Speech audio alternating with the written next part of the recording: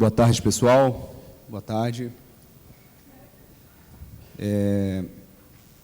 Primeiro eu queria agradecer e parabenizar o pessoal da JX pelo evento, tá? Colocar de pé um evento desse, né, com tanto debate relevante e discussões interessantes sobre o futuro da justiça, né, em relação à tecnologia, inovação. Isso eu imagino que seja um desafio enorme, então parabéns para a organização. Pessoal, meu nome é Leonardo Costa, eu sou gerente de contas da Varones e venho há alguns anos já trazendo um discurso de proteção de dados que, na verdade, quando a gente fala de segurança da informação, isso está meio que a palavra informação, ela está um pouquinho em segundo plano. A gente normalmente ouve muito falar em segurança de perímetro, né? Ou seja, eu não posso deixar ninguém invadir o meu ambiente, né? Quando a gente fala de segurança, eu não posso deixar ninguém entrar aqui dentro. E o dado mesmo, ele está meio que em segundo plano. Então, a Varones, a gente vem trazendo um discurso de que eu preciso proteger o que é relevante do dado, né? Então, eu vou tentar fazer uma apresentação aqui, e vocês podem sentar na cadeira de usuários, aquela pessoa que produz o dado. Não como gestores de TI ou gestores de segurança, eu quero que vocês vejam essa apresentação como usuário mesmo, tá? A pessoa que produz a informação. E eu vou começar essa minha apresentação com uma enquete. Quem, dentro do Tribunal de Justiça ou do órgão, já utilizou uma das ferramentas de inteligência artificial, vulgo ChatGPT, para produzir um material para o órgão, do dia a dia? Alguns, muitos, vários. Então, se vocês estão fazendo isso, os usuários do tribunal inteiro estão fazendo isso. Isso já está enraizado no dia a dia dos tribunais, no dia a dia de todos os órgãos, né, da justiça. Para quem não levantou a mão, aqui estão alguns casos de uso das ferramentas de inteligência artificial, vulgo ChatGPT, vulgo Copilot. Vocês sabiam que as ferramentas de inteligência artificial, elas podem participar de reuniões virtuais, acompanhar toda a discussão e produzir um resumo das reuniões virtuais?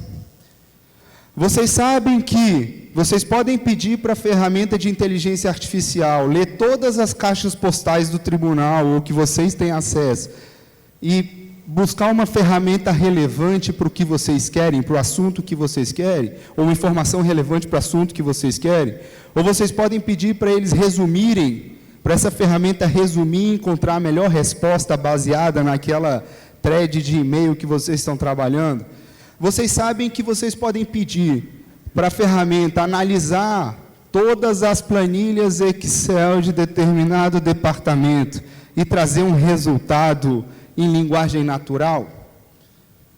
Vocês sabem que vocês podem pedir para a ferramenta produzir uma decisão, produzir qualquer resposta que vocês precisem, baseado em uma ata de uma reunião que está lá no Notes de vocês? Então, pessoal, está aqui um exemplo. Isso aqui, a gente abriu o Microsoft Copilot, que é a ferramenta de inteligência artificial da Microsoft, e a gente pediu para ela fazer uma proposta de preço baseado nas anotações que a gente fez em uma reunião. E baseado no arquivo que tem de roadmap, que deveria ser sigiloso. E olha o documento que ela produz para a gente. O que eu estou querendo dizer com isso, pessoal? Se um usuário, sentado na cadeira deles, entende o potencial da ferramenta de inteligência, ele vai pedir para buscar em todos os arquivos de tribunal que ele tem acesso para produzir algum arquivo relevante para ele. E qual que é o desafio disso, pessoal? Hoje eu estava conversando com algumas pessoas que visitaram o nosso stand. A grande dificuldade aqui é não é produzir. Fazer ferramentas, utilizar a inteligência artificial, hoje está extremamente simples já. O grande problema aqui é como eu protejo essas informações. O que eu faço com os dados relevantes que são cada vez mais produzidos pela inteligência artificial? E aqui tem alguns desafios. Primeiro, os nossos usuários, eles têm acesso a muito mais informação do que eles precisam. Para vocês terem ideia, um estagiário chegou hoje no tribunal, estatística global, ele tem acesso, em média, a 17 milhões de arquivos. O estagiário sentou hoje na cadeira dele, ganhou a usuário e senha dele lá da TI. E vocês imaginam quantos desses 17 milhões de arquivos são informações sigilosas, informações sensíveis, dados pessoais. Os dados importantes, geralmente, não estão identificados. Os dados, eles estão compartilhados publicamente. Quantos arquivos vocês sobem lá no chat da ferramenta lá do Teams, por exemplo, e vocês não sabem com quem está compartilhado aquele link? Então, assim, no final do dia, pessoal, a gente percebe que a inteligência artificial ela está criando, ajudando a gente a produzir dados sensíveis a uma velocidade jamais vista. E esse problema ele vai ser crescente. Tá? Isso não vai parar. Para vocês terem ideia, a taxa de crescimento anual de dados é de 23%. O pessoal de TI gerencia na mão hoje, em média, 40 milhões de permissões. Então, se determinada pessoa sai do tribunal hoje, e para eu garantir que aquela pessoa não tem acesso a mais nenhum arquivo, é mais ou menos 40 milhões de permissões que ele tem que desfazer lá na mão. E os arquivos abertos? São 17 milhões de arquivos abertos para cada colaborador, mais ou menos. Para vocês, mais um exemplo aqui, né? Um nível típico de exposição de arquivos no Teams, ou no Microsoft 365. Cerca de 154 mil arquivos sensíveis estão abertos para toda a organização. Arquivos sensíveis, pessoal. O que é um arquivo sensível? Ela tem lá um CPF, um RG, um título de eleitor, enfim, uma informação pessoal ou relevante para o negócio. E, pessoal, por que proteger esses dados é tão difícil hoje? Primeiro, a gente não consegue priorizar ou dar foco na proteção do que a gente não conhece. Né? O próprio Gartner chama os arquivos e as pastas que a equipe de TI do órgão gerencia de dados obscuros. Não é possível remediar de forma segura, ou proteger de forma segura, ou eu tirar a exposição de dados de forma segura, se eu não estou acompanhando quem está acessando. Muitas vezes eu imagino que chega lá um chamado, né, protege tal sistema, protege tal arquivo, e aí o técnico que vai botar a mão na massa, vai dar o clique lá, ele fala assim, poxa, mas eu não sei quem está usando. Poxa, mas eu não sei se isso vai parar alguma outra coisa. E, como eu falei no comecinho, os alertas eles são muito focados em perímetro. Né, hoje a abordagem de segurança da informação ela é muito em eu não posso deixar ninguém invadir o meu ambiente. Sendo que, na maioria das vezes, as nossas ameaças elas já estão lá dentro. Já existe uma pessoa mal intencionada. E aí, seja qual for a motivação, né, o cara tem uma motivação financeira, uma motivação pessoal, uma motivação política, que ele quer fazer alguma bobagem lá dentro. E aqui, pessoal, mais algumas reflexões que eu quero também que vocês pensem, né, não na visão de gestores de TI, mas na gestão de usuários. Vocês sabem onde estão os dados mais importantes de vocês? O seu dado, o arquivo que você trabalha lá todos os dias. Você sabe onde que ele está salvo?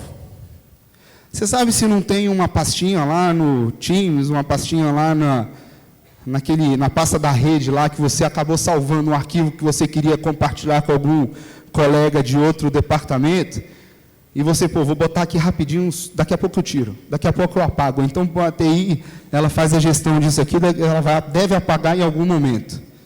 A gente não sabe, como usuário, eu não sei onde esses arquivos estão salvos, porque eu salvo, depois eu olho e falo assim, eu não encontro, eu produzo de novo aquele documento.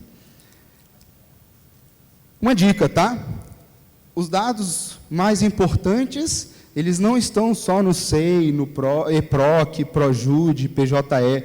O próprio Gartner, um instituto de pesquisa, né, renomado de TI, ele diz que 80% de todos os documentos produzidos, de todos os dados produzidos pelos órgãos, estão em repositórios não estruturados, que são arquivos e pastas. Tá? Então, essa é a primeira pergunta. A segunda, vocês sabem se esses documentos estão compartilhados com quem não deveria? Vocês conseguem garantir que você nunca mandou um arquivo para uma pessoa lá, esperando ele acessar, e aquele link ainda está vigente? Você consegue garantir isso? Que você depois foi lá e cortou o link fora? E por último, você sabe quem está acessando? Aquele link que você mandou para o fulano, você consegue garantir que ele não mandou para outro fulano, outro beltrano, outro ciclano? Então, pessoal, a gente precisa ter cuidado na hora de adotar, principalmente, não só com os dados, mas trazendo aqui um assunto em voga, que é a inteligência artificial. A gente precisa ter cuidado em adotar essas ferramentas, não no sentido do que elas vão produzir, porque isso, eu acho que já está quase virando assunto vencido. Isso já está a inteligência artificial, ela já está cada vez mais inteligente, né? A questão de falsos positivos já está ficando bem pequeno.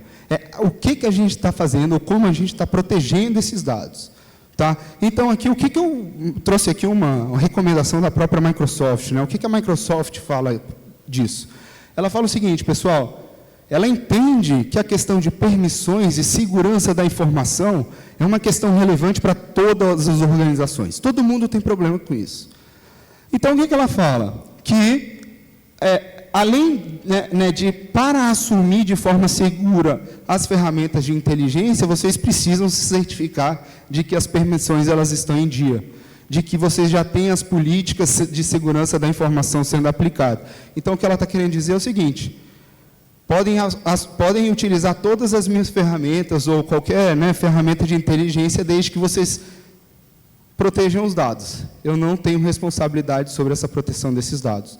Tá?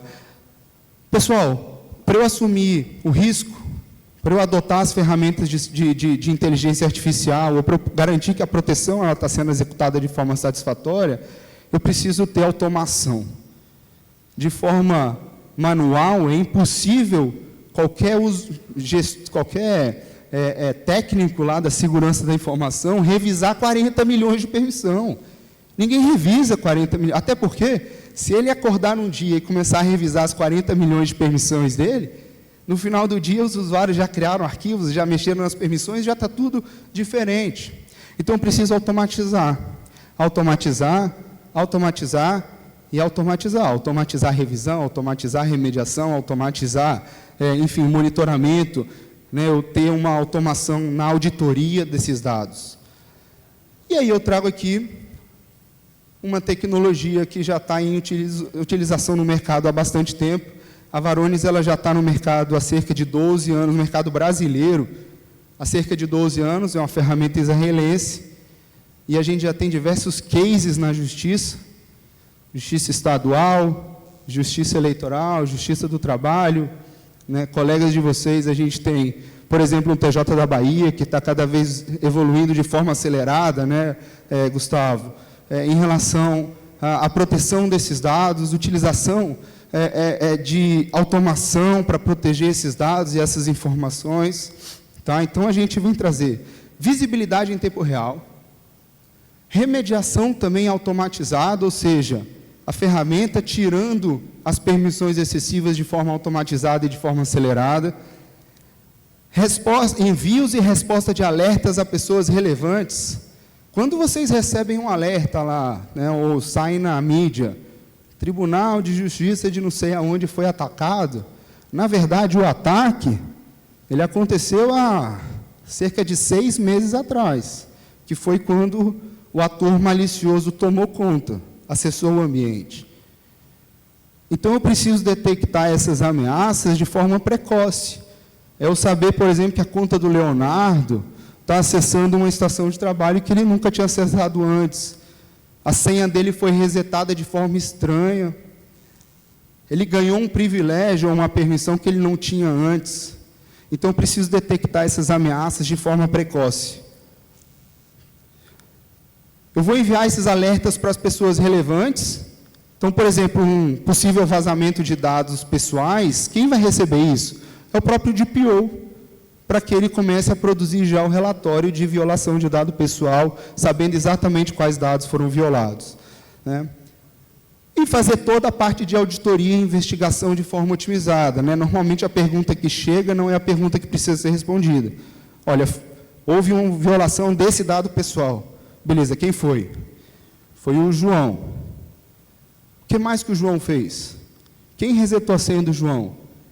Daquela máquina lá, do desktop do João, partiu algum outro acesso indevido? Então, o log da nossa ferramenta ele é extremamente leve e ele traz esse tipo de resposta. E, obviamente, a gente está seguindo a tendência. As nossas soluções, elas usam linguagem natural. Então, ao invés de eu ter que usar linha de código para perguntar quem foi que matou o Coronel Mostarda lá na sala de estar, eu vou perguntar o que aconteceu tal dia, tal hora, com a conta do fulano. E a ferramenta traduz isso. A gente tem o Athena AI, a inteligência artificial para ajudar já a receber o alerta. O que eu tenho que fazer a partir daquele alerta recebido, né? Então, pessoal, a gente precisa dar o foco no ativo que é o mais valioso da organização hoje, que são os dados, né? A gente já viu alguns ataques acontecendo relevantes a órgãos de justiça e que tem um impacto gigantesco, né? A gente já viu órgãos ficando coisa de 15 dias fora do ar, parando o processo, e a gente muitas vezes não consegue nem responder o que aconteceu. Então, é preciso a gente olhar com mais cuidado para o dado, para a informação. E a gente está à disposição para ajudar vocês. A gente, como eu falei, tem muitos casos de colegas de vocês já utilizando esse tipo de ferramenta para proteger as informações e para evoluir na maturidade de proteção desses dados. Venham conversar com a gente está à disposição e vai ser um prazer atender todos vocês e tirar as dúvidas. Muito obrigado, um bom evento para vocês.